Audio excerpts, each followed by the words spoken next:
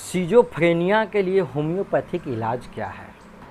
दोस्तों, सिजोफ्रेनिया एक गंभीर और जटिल मानसिक रोग है जिसमें व्यक्ति वास्तविकता और असत्यता को समझने या उनके बीच अंतर करने में विफल रहता है। यह मुख्य रूप से भ्रम और मति भ्रम की विशेषता है। भ्रम निश्चित झूठी मान्यताएं हैं जिन्हें ऐसे विश्वासों के विरुद्ध कारण दिए जाने पर भी हिलाया नहीं जा सकता है। मति भ्रम संवेदी धारणाएं हैं जो बाहरी उत्तेजनाओं की अनुपस्थिति में होती है, जैसे कि आवाज़ सुनना या ऐसी छवि देखना जो वास्तविकता में मौजूद नहीं है। अव्यवस्थित सोच और असामान्य सामाजिक व्यवहार भी इन चारित्रिक विशेषताओं के साथ आते हैं। होम्योपैथी में ऐसी कई मनोवैज्ञानिक शिकायतों के इलाज की व्यापक गुंजाइश है। सिजोफ्रेनिया के इलाज में होम्योपैथिक दवाएं बहुत प्रभावी पाई जाती है। प्राकृतिक उत्पत्ति होने के कारण वे किसी भी विषाक्त दुष्प्रभाव से मुक्त हैं और उपयोग करने के लिए सुरक्षित हैं। सुरक्षा के अलावा सिजोफ्रेनिया के लिए होम्योपैथिक दवाएं भी आदत नहीं बनाती है और ठीक होने के बाद भी कोई भी उनका उपयोग बंद कर सकता है। होम्योपैथिक दवाएं गहराई से काम करती है और बीमारी के मूल कारण को ठीक करने पर काम करती है। विभिन्न प्रकार के भ्रम, मति भ्रम और सिजोफ्रेनिया की अन्य सहवर्ती विशेषताओं का इलाज प्राकृतिक होम्योपैथिक दवाओं से किया जा सकता है। इन दवाओं के सेवन से लक्षणों की तीव्रता धीरे धीरे कम होती देखी जाती है और सामान्य स्वस्थता का एहसास होता है। दोस्तों, सिजोफ्रेनिया के इलाज के लिए होम्योपैथिक दवाओं की एक विशाल सूची है और उपचार का चयन केस टू केस आधार पर लक्षणात्मक रूप से किया जाता है। अब हम बात करेंगे सिजोफ्रेनिया के लिए होम्योपैथिक दवा कौन सी है और उस दवा का लक्षण क्या क्या है। तो हम सबसे पहले बात करेंगे लाइकेसिस पर। लाइकेसिस इस बीमारी के लिए सबसे बेहतरीन दवा है। दोस्तों, सिजोफ्रेनिया के इलाज के लिए लाइकेसिस शीर्ष अनुशंसित दवा है। इस दवा के उपयोग के लिए मुख्य रूप से कुछ भ्रम संकेत दिए गए हैं। इनमें रोगी का यह भ्रम शामिल है कि उसे किसी ने जहर दे दिया है, उसे नुकसान पहुंचाया गया है या दुश्मनों द्वारा उसका पीछा किया जा रहा है। हर चीज़ के प्रति अत्यधिक मात्रा में संदेह होता है। किसी अलौकिक शक्ति के नियंत्रण में होने की अनुभूति लाइकेसिस की आवश्यकता वाले व्यक्ति में एक और अनूठी विशेषता है। दूसरा भ्रम यह भी हो सकता है कि घर में लुटेरे हो। कुछ मामलों में यह भ्रम होता है कि वह मर चुकी है और लोग उसके अंतिम संस्कार की तैयारी कर रहे हैं। ऐसे विषयों में खुद को अलग थलग करने की इच्छा, काम के प्रति अरुचि और अत्यधिक बातचीत भी मौजूद है। इसमें अव्यवस्थित भाषण और एक विषय से दूसरे असंबद्ध विषय पर तेजी से कूदने वाली निरंतर बातचीत होती है। भाषण में एक ही शब्द को बार बार दोहराना भी मौजूद है। कोई भी बात पूरा न कर पाना, एक विषय से दूसरे विषय पर छलांग मार देना। दूसरी मेडिसिन है एनाकार्डियम ओरिएंटल, श्रवण मति भ्रम के लिए। एनाकार्डियम ओरिएंटल सिजोफ्रेनिया के लिए एक महत्वपूर्ण दवा है, जहां व्यक्ति को आवाज़ें सुनाई देती है। आवाज़ें ज़्यादातर आत्माओं या मरे हुए लोगों की होती है। कुछ मरीज बताते हैं कि आवाज़ें बताती है कि वे जल्द ही मरने वाले हैं। कुछ मरीजों का कहना है कि आत्माएं उनका नाम पुकारती है और उन्हें अपने पीछे चलने का आदेश देती है। कुछ मरीज बताते हैं कि उनके अंदर की आवाज़ें अभद्र भाषा में बात करती है। जिन लोगों को इसकी आवश्यकता है उन्हें भ्रम का अनुभव होता है, जैसे कि मन और शरीर अलग हो गए हैं, और दोहरे होने या दो इच्छाएं होने का भ्रम होता है। एक बहुत ही अनोखा भ्रम यह हो सकता है कि एक कंधे पर एक देवदूत बैठा है जो आदेश दे रहा है और अच्छे काम करने की प्रेरणा देता है, और दूसरे कंधे पर एक शैतान बैठा है जो बुरे काम करने के लिए कह रहा है।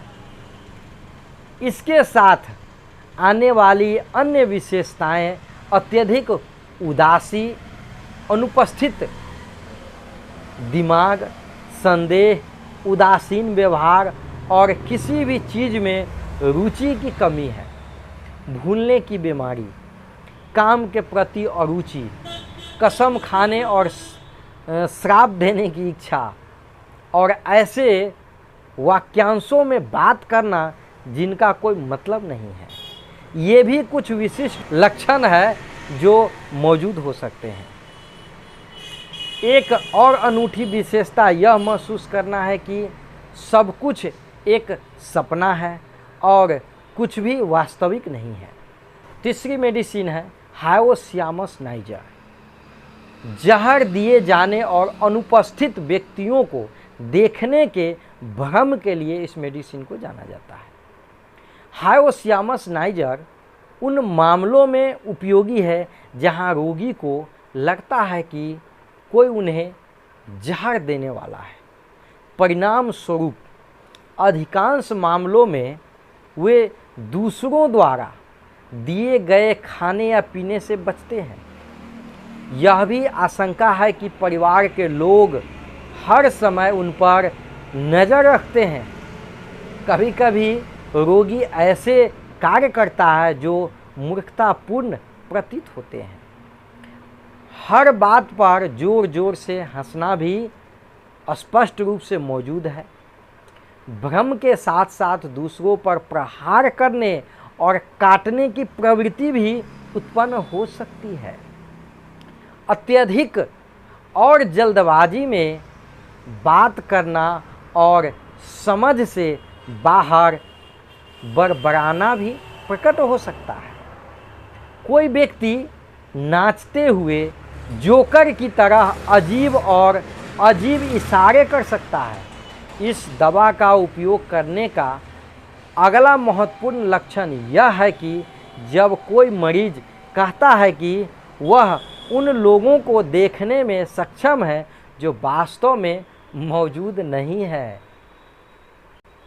चौथी मेडिसिन है एस्ट्रोमोनियम, जहां मरीज काल्पनिक आत्माओं से बात करते हैं। दोस्तों, एस्ट्रोमोनियम सिजोफ्रेनिया के मामलों में अच्छा काम करता है, जहां रोगी सोचता है कि वे आत्माओं से बात कर सकते हैं। जिन रोगियों को इस उपाय की आवश्यकता है, उनका कहना है कि वे इन आत्माओं के प्रभाव में हैं। वे यह भी कह सकते हैं कि वे ईश्वर के साथ संचार में हैं उनसे बातचीत करते हैं। वे काल्पनिक लोगों से बातचीत करते हैं।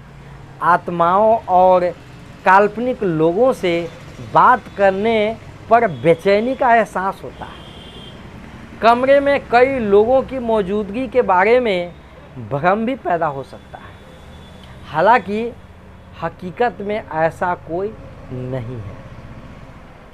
रोगी चेंबर के सभी कोनों से लोगों को बाहर आते हुए देखता है। जो मरीज डांटने वाली आवाज़ें सुनते हैं, उनका भी एस्ट्रोमोनियम से अच्छा इलाज किया जा सकता है।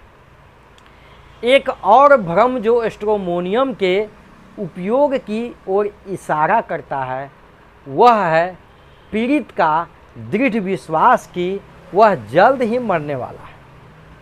परिणाम स्वरूप वे उनके अंतिम संस्कार के लिए निर्देश देने लगते हैं।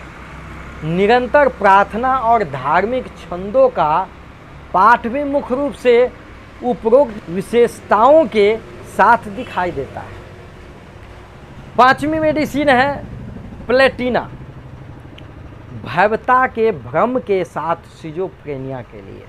दोस्तों, प्लेटिना भव्यता के भ्रम वाले सिजोफ्रेनिया के लिए एक उच्च श्रेणी की होम्योपैथिक दवा है। जिन मरीजों को प्लेटिना की आवश्यकता होती है, वे स्वयं को दूसरों से श्रेष्ठ और मानवता के लिए बहुत मूल्यवान समझते हैं। उनका मानना है कि वे बाकी सभी लोगों से बेहतर हैं और बाकी सभी उनकी तुलना में महत्वहीन हैं। यहाँ तक कि परिवार के निकटतम सदस्य भी उनके लिए कोई मूल्य के नहीं और हीन प्रतीत होते हैं। वे अत्यधिक घमंड प्रदर्शित करते हैं और दूसरों की अत्यधिक आलोचना करते हैं। 6ठी मेडिसिन है ब्राइटा कार्ब। इस संदेह के लिए कि किसी व्यक्ति के बारे में बात की जा रही है। दोस्तों, ब्राइटा कार्ब सिजोफ्रेनिया के इलाज में सहायक है। जहां पीड़ितों को अत्यधिक संदेह होता है कि अन्य लोग उनके बारे में बात कर रहे हैं, ऐसा भी महसूस होता है कि उनका मजाक उड़ाया जा रहा है और लोग हमेशा उन पर हंसते रहते हैं। इसके साथ आने वाले अन्य लक्षणों में एकाग्रता में कठिनाई और मन का भ्रमित होना शामिल है। जिन रोगियों को ब्राइटा कार्ब दवा की आवश्यकता होती है, उनमें बचकाना व्यवहार भी आम है। 7वीं मेडिसिन है प्लम्बम मेटालिकम। हत्या किए जाने की साजिशों के भ्रम के लिए दवा जाना जाता है। दोस्तों, प्लम्बम मेट को उन लोगों में सिजोफ्रेनिया के लिए प्रशासित किया जाता है जो दूसरों की हत्या की साजिश रचने के भ्रम से पीड़ित हैं। ये व्यक्ति सोचते हैं कि उनके आसपास हर कोई हत्यारा है और उनका जीवन खतरे में है। उदासी, बेचैनी, चिंता, बात करने में अरुचि और अन्य मनस्कता भी प्रबल होती है। दोस्तों, 8वीं मेडिसिन है थूजा ऑक्सीडेंटलिस। अलौकिक नियंत्रण में होने की अनुभूति के लिए यह मेडिसिन जाना जाता है। दोस्तों, थूजा ऑक्सीडेंटलिस उन मामलों में मदद करता है जहां रोगी को ऐसा लगता है जैसे वह किसी अलौकिक शक्ति के नियंत्रण में है। रोगी की आंखें खाली रहती है और वह घूरती रहती है और बात करते समय जल्दबाजी में बात कर सकता है या गलत शब्दों का प्रयोग कर सकता है। वे उदास, चिड़चिड़े और अनिद्रा से पीड़ित भी हैं। वे आमतौर पर दैनिक जीवन के कार्यों का प्रबंधन करने में असमर्थ होते हैं। दोस्तों, 9वीं मेडिसिन है कलक्रिया कार्ब। हर समय किसी के पीछे रहने के भ्रम के लिए यह मेडिसिन जाना जाता है। कलक्रिया कार्ब को सिजोफ्रेनिया के लिए प्रशासित किया जाता है। जिसमें हर समय किसी के द्वारा पीछा किए जाने का भ्रम होता है। साथ ही यह डर भी रहता है कि कुछ बुरा होने वाला है।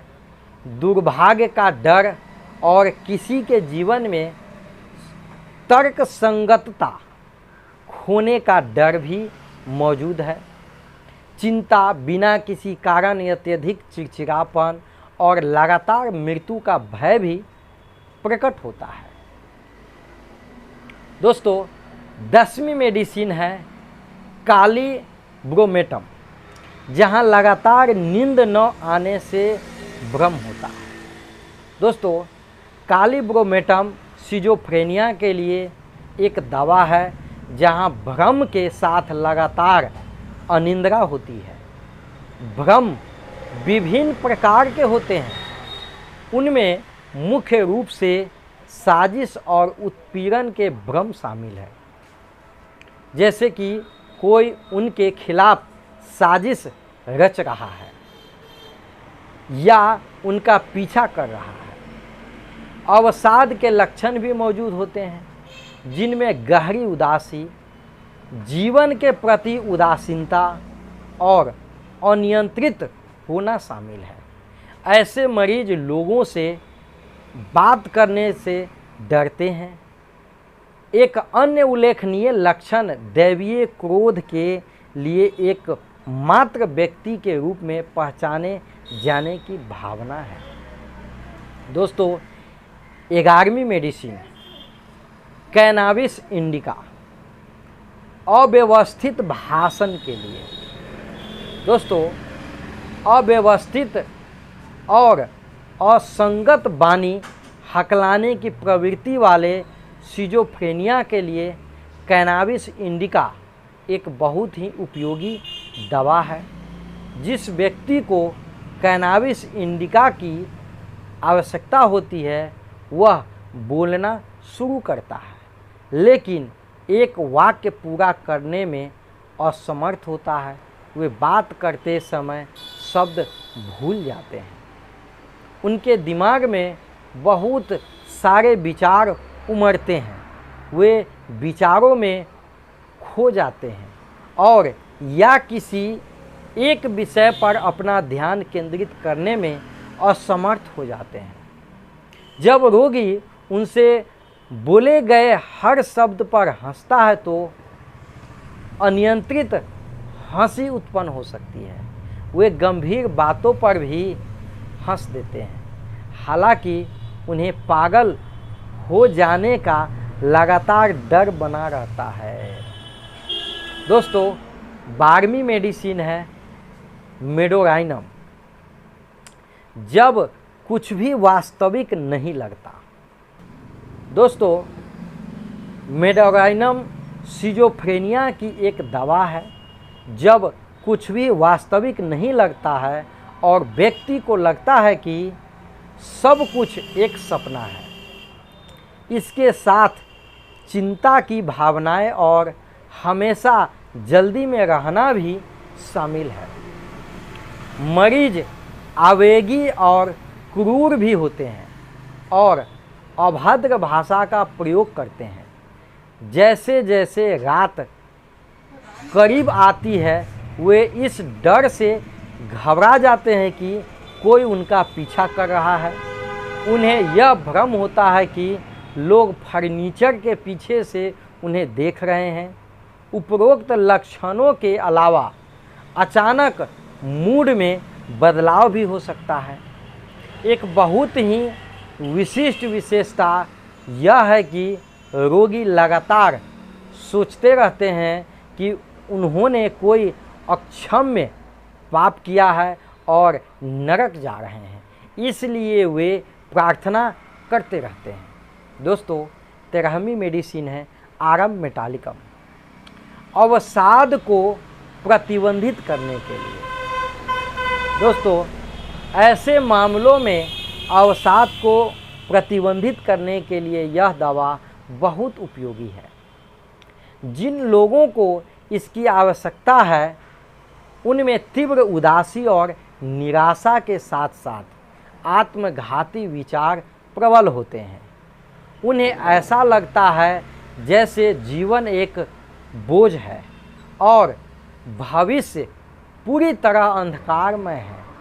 वे आत्म आलोचना में लगे रहते हैं, मरने की इच्छा होती है और ऐसे लोग लगातार आत्म विनाश और आत्महत्या की बात करते हैं।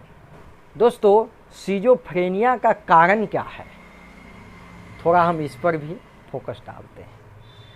सिजोफ्रेनिया के पीछे का सटीक कारण अभी भी चिकित्सा जगत को स्पष्ट नहीं है। हालांकि आनुवांशिक और पर्यावरणीय कारकों का संयोजन किसी व्यक्ति को सिजोफ्रेनिया विकसित करने में महत्वपूर्ण भूमिका निभाता है। यह आमतौर पर किशोरावस्था या शुरुआती वयस्कता में वे शुरू होता है। दूसरा कारण है, यह भी माना जाता है कि एक तंत्रिका कोशिका से दूसरे तंत्रिका कोशिका के बीच संचार के लिए मस्तिष्क द्वारा उपयोग किए जाने वाले रसायनों यानी न्यूरोट्रांसमीटर, डोपामाइन, ग्लूटामेट, सेरोटोनिन में कुछ असंतुलन और मस्तिष्क के कुछ क्षेत्रों में कनेक्शन का टूटना इसके कारण के पीछे भूमिका निभा सकता है। दोस्तों, सिजोफ्रेनिया के लिए आपको जो मेडिसिन, जो जानकारी दिए हैं, बिना चिकित्सक के सलाह लिए आप इलाज न करें और चिकित्सक के ही सहयोग से आप इलाज करेंगे तो बहुत सारी मेडिसिन है जो सिजोफ्रेनिया के लिए बहुत ही बेहतरीन काम करती है। चलिए दोस्तों, फिर हम मिलेंगे अगले वीडियो में, तब तक के लिए नमस्कार।